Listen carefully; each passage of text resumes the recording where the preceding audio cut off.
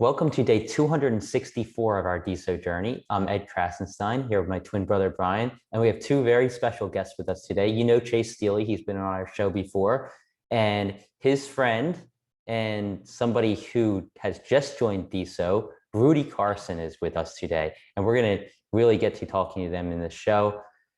Remember, these videos are sponsored by a new sponsor today, Wallow. Yeah, and Wallow is an NFT app for your Apple iPhone, soon to come to Android. You can check your DeSo NFT portfolio, browser collection, all from your mobile device. It's pretty awesome, so check them out. But quickly, I want to introduce Rudy. You all know Chase. We had him on our show before. He aped into his own coin a couple months ago. But Rudy is actually a unicorn builder. And he's a CEO and founder of a company called Connexa, which sold to IBM in 2012 for $1.3 billion.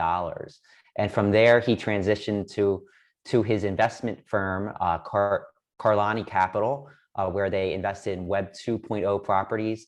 They invested in two additional unicorns there.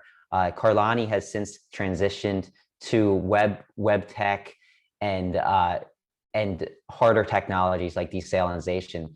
But now Rudy and Chase have formed another investment company called Join Forces, and they're going to concentrate on Web 3.0. And I'm sure all of you out there love to hear that, especially since DeSo is right in the center of Web 3.0 right now.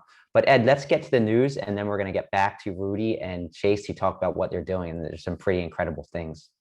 Yes, so Coinbase Pro and Coinbase got a DeSo listing yesterday. First, it was Coinbase Pro, and the price was jumping around quite a bit. But yesterday, later in the day, Coinbase sent out an email to all of their users, letting them know that DeSo is now tradable on Coinbase as well. And we saw a lot of price action. We saw the price jump all the way up to $187 at one point, and then it fell all the way back down to $121.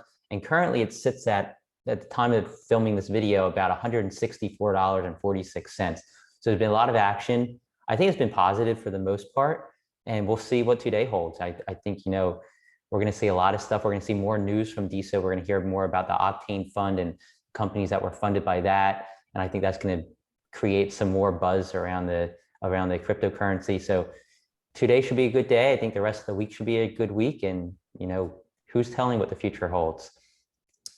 Additionally, have you guys been following the Coinbase, Rudy and Chase? Have you been following? Yeah, I'm a little ticked off at you, Ed, because if you had told me this information yesterday, I wouldn't have been one of those guys buying it at 175. I turned over one of my Bitcoin. I got hammered, and then I watched it drop. But that's kind of cool. I'm sorry. I apologize. Oh no, you should have. I expect you to give me the news before it happens, not after it happens. That way, I don't lose money on this. We'll use our crystal ball next time, right? Yeah. Yeah, I've definitely been following it, so I was excited. I saw it jump, and then I kind of assumed it might be Coinbase, so I researched around and found an article. So that was good news. Long awaited. Yeah, it kind of legitimizes DeSo, I think. So additionally, NFTZ, which is our NFT node, we've created a new feature for unlockable content. Previously, when you minted an NFT on DeSo and included unlockables, and you sold that to somebody, so let's say I sell it to Chase Steely, and then he sells that NFT to Rudy after the fact on the secondary market, he would have to go back, find the unlockable content, and include it in the NFT if he wished to do so. And it was really a pain in the neck. A lot of people were complaining about that on DeSo.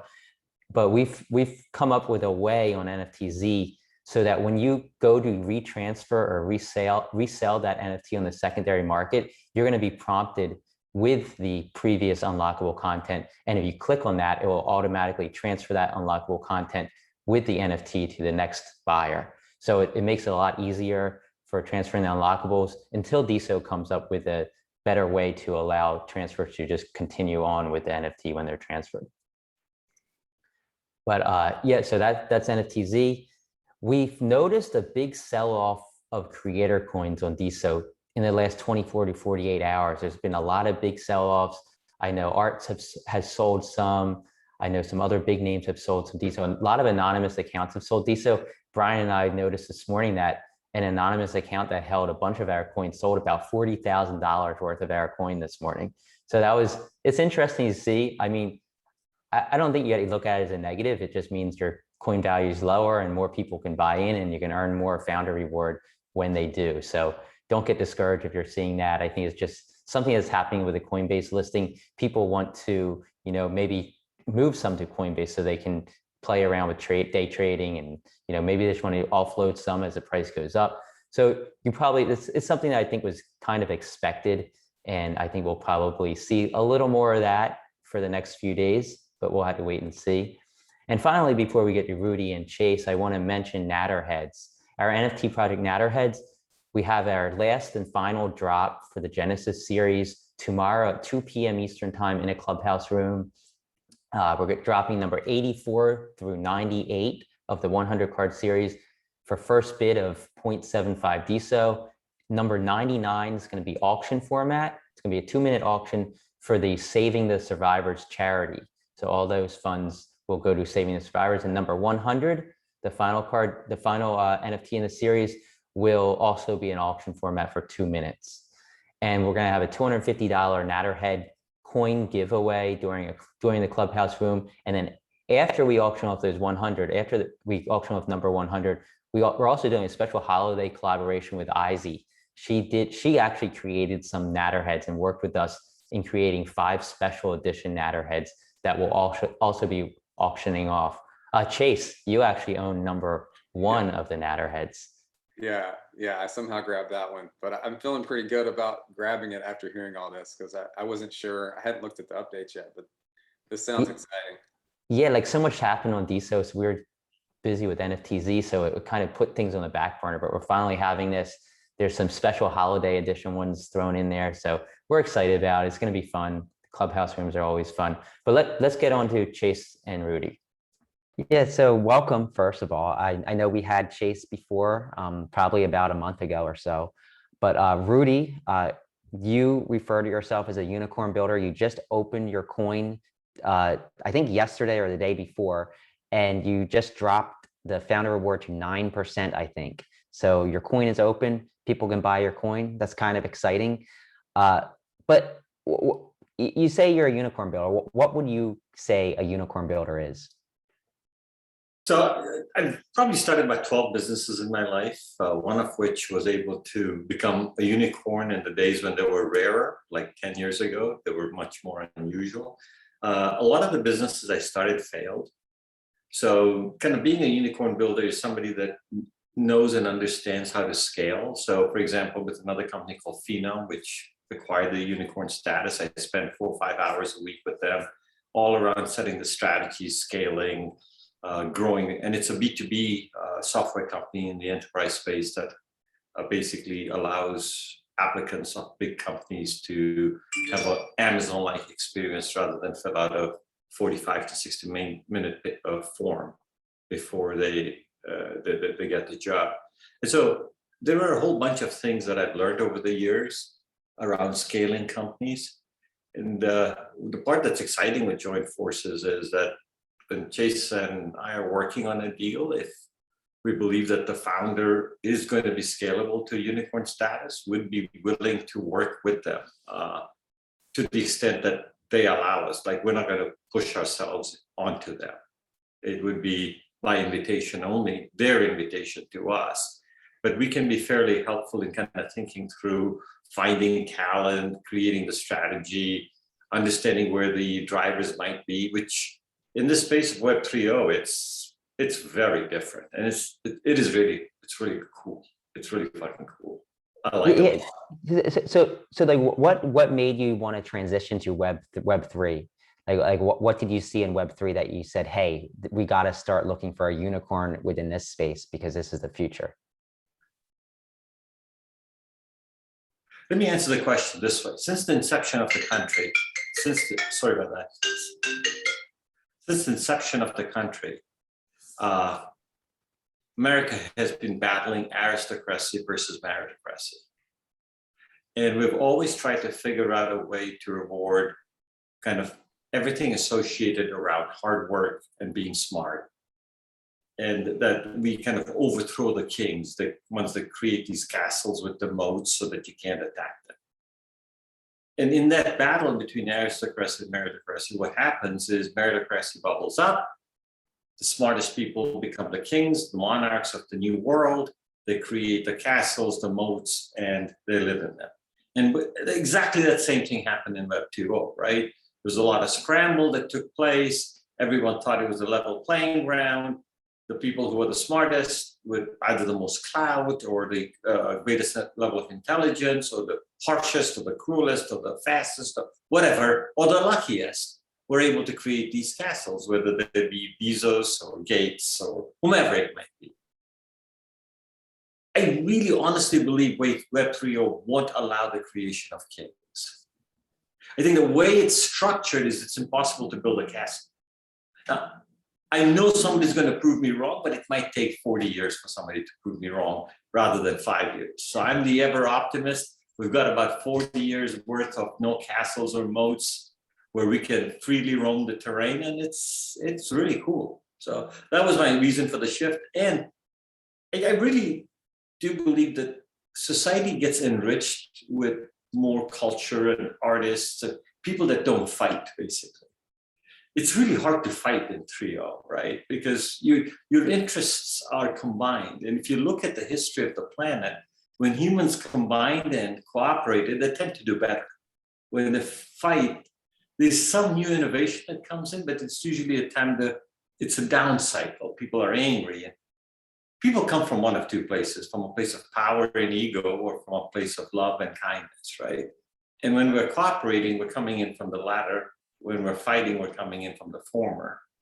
I think it's really interesting. I want to say, I think it's really interesting that you say that, because I think a lot of people in DeSo, and this is Web3 for social, have come to the realization that so far, DeSo has been such a friendly environment, especially when you compare it to other social media platforms like Twitter, Facebook, Instagram. DeSo has been like really friendly and people have really gotten along. So that's an interesting concept. Yeah, well, it's more likely you'll make your best friend on DeSo than Twitter, right? I mean, that's the reality of the situation. Because people show their full self rather than at Twitter, I'm judged by the number of followers I get. So I better say something outrageous so I can piss people off so that I get more followers or more bots, right? Here, it's not rewarded necessarily that way. The quality is just as important as the quantity. But you guys, what am I talking about? You guys are the experts when it comes to building followers, right? I mean, you guys are the outliers. You guys are the unicorns in building followers, and you know how to do that stuff really well. So, I totally agree with everything you said there. But you guys have this plan now in Web3 to kind of merge NFT technology and the blockchain with space and space technology. And I thought that was like the coolest thing. So can you tell us what you're working on in terms of that, sending NFTs to space, right? I got to tell you this story. It's really funny, and then I'll let Chase take it over. One of the things that happened to me about 7-10 years ago, like I used to own a Ferrari and Lamborghini and all these cars. I just got rid of everything I owned. Everything I own physically, other than the clothes I wear, is behind me. I own no art form, no cars, nothing else, right? But if you look over my left shoulder, you see the planet, and on top of it, you'll see a little picture. That's my card, my business card that went into space on STS-86. That's the only thing of physical thing that I've basically own. Like I said, I own no art, nothing. And my wife stuck that stupid picture behind me, which I don't like very much. I had the most exciting day last week. I was able to send our NFTs onto the International Space Station, circumnavigate the planet, and bring it back. And you won't believe this, we're the first guys to ever do that. Wow, we're the first guys to send NFTs into the ISS. And NASA has now told us that they're going to be transmitting it onto one of their outbound transmissions for a search for extraterrestrial life. And this arc of 8 NFTs is going to be one of the first things that the first alien's going to see about the planet. They're going to realize there's CryptoPunks there and there's Bored Apes. Like, how friggin' cool is that? Anyway, I'll pass it over to Chase because he's got a huge plan laid out for this. So I wonder what aliens are going to think when they see Bored Apes and CryptoPunks. Well, but we got mutant apes too, so they'll see the nice ones and then they'll see the crazy ones, the multicolor. It's really cool. Like The I mutants will love it. draw them in, and then they'll see the CryptoPunks, and they're like, "Yeah, we're getting out of here." And then we're gonna get to see the board dogs. Like it's really cool. The board dogs. Anyway, Chase. Yeah. So I'll screen share a little bit and show some of the details, but like Rudy said, this just happened about a week ago. Oh, it says disabled screen sharing. So I can just unless you all Really? can It enable shouldn't be that. disabled. I don't know how to fix that. Oh, I think you gotta approve screen share. If we can't do it, I can just explain it. Yeah, just start explaining it, and I will see Okay. if I can figure it So out. I can always post some of the items for on DeSo, but basically we took two CryptoPunks. We took what people would consider the blue chip NFTs of generative art. So we took CryptoPunks, and kind of the second most valuable is Bored Apes. So there's only 1% of total Bored Apes with a spacesuit. So we had to go there first. And so we acquired 2 apes with spacesuits. And then we had 2 CryptoPunks already because we wanted some exposure to, high priced NFTs that we think will do well in the next couple years. So that's how we started our collection. And then some of the Bored Apes released another drop called Mutant Apes. So there was actually Mutant Apes with spacesuits also. So we grabbed the Mutant Apes with spacesuits. And then they released the dogs, and these were the only 3 things they released. And there was only one feature that had space with the dogs, and that was the space pack. So I wish I could show you all that, but I can always post some. I can't figure out this whole screen sharing thing. It's not giving me an option to allow you to share your screen. Like I don't. Okay, no worries. I'm sorry. I'm sure people can get a visual, and I can post some stuff later. But so we took those eight creatures or 8 NFTs, and we did a deal with a company called Artemis, and we had to get approval from NASA, and then there's a company that basically sends it to Sandhill, and then it's called telemetry, the technology, so you can see where the data goes. So these NFTs, you can track the data, and then they go to the International Space Station, and then you can see they did a full orbit. And so it was really cool because, Rudy, myself, our third partner, Donald, of Joined Forces, were on the call with these guys from Houston, like Ground Zero, that work really closely with NASA and the Artemis crew. And we got to experience together like the NFTs going to space. I think Rudy called them down at some point where it was like, I don't know the exact space term, I forgot. But Beam me down. Beam me down, that's it. So he did the beam me down command when it was finished. But it's hard to sit here and say how it felt or how exciting it was, but there's something about the experience that was just different. So one of the things we immediately wanted to do is we scheduled another launch for March 1st. And we want to do something which is popular in the NFT community called whitelisting, where, we have our Twitter account, and that's where we're trying to kind of gather everybody. But our main purpose is kind of to bring the space community, which is really awesome. And Rudy and I have spent a lot of time with people from the space community, kind of telling them about NFTs, and across the board, they just love the technology. They're just really fascinated by it.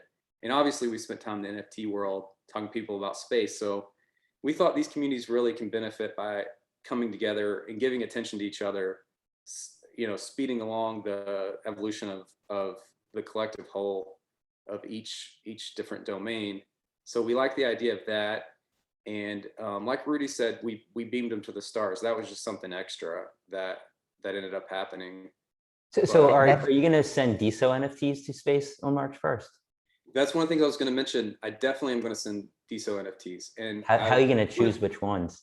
I want to talk to you all because I want to, the idea is not to send every single NFT. It's got to be special. So I envision whoever wants to send their NFTs, write a paragraph of how they plan to help the movement of space unite with NFTs. Because to be honest, guys, like the space community is much larger than us. So we do benefit a little bit more from them coming in, but they also benefit by us being like, and we've talked to several people that were really deep in blockchain that left and went and they just invest in space. So they may invest in, you know, rocket engines company that's like, there's all kinds of opportunities, and people think space may be, you know, you can make a lot of money investing in space. It's a big market.